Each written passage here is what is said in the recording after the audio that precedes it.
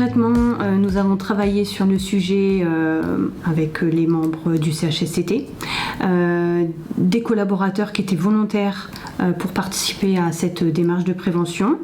Nous sommes fait aider aussi par la CARSAT qui nous accompagne dans cette démarche-là de façon plus globale, dans la démarche des risques psychosociaux. Pour mettre en place cette démarche, on a lancé un appel à volontariat pour installer un comité de pilotage des risques psychosociaux dans l'état d'esprit de notre démarche projet.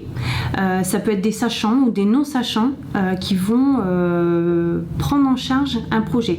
L'intérêt, c'est justement d'avoir ces yeux un peu neufs sur un sujet, sur un métier qu'on ne connaît pas forcément. La démarche de prévention des risques psychosociaux n'est pas si difficile en soi à mener.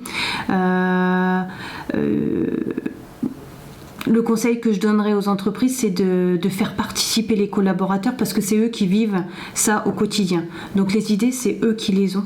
C'est dur, elle n'est pas venue comme ça, elle a été retravaillée plusieurs fois, elle n'est pas sortie tout de suite après, derrière la dernière agression. Au fur et à mesure des événements, elle a été enrichie.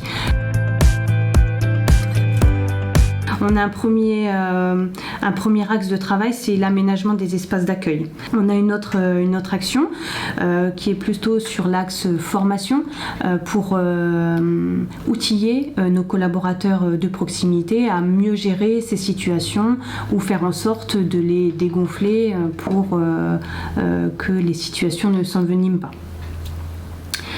On a mis en place aussi plus récemment des clubs métiers sur différents métiers et notamment là, le club métier de la proximité.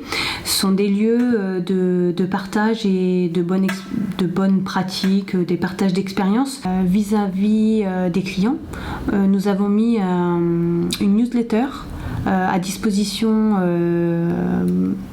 qui permet de parler de la vie de l'entreprise, de la vie des clients, de la vie des collaborateurs pour qu'ils aient plein d'informations sur ce qui se passe, sur ce qui va se passer. Mis en place une procédure de gestion des agressions avec immédiatement une prise en charge de la victime. Donc de mettre tout de suite un temps d'écoute par un collègue, un tiers, un manager ou un membre du CHSCT qui va tout de suite aller recueillir le ressenti de la personne. Tout récemment, avec l'ensemble des bailleurs sociaux de l'Oise, une convention de partenariat a été signée avec les gendarmes pour renforcer les mesures de sécurité dans certaines résidences, notamment dans certains quartiers. Cette convention, entre autres, prévoit le dépôt de plainte automatique pour une personne qui serait agressée, sans devoir donner son identité et ses coordonnées, de pouvoir en fait porter plainte au nom de la société et que ça soit recevable en l'état.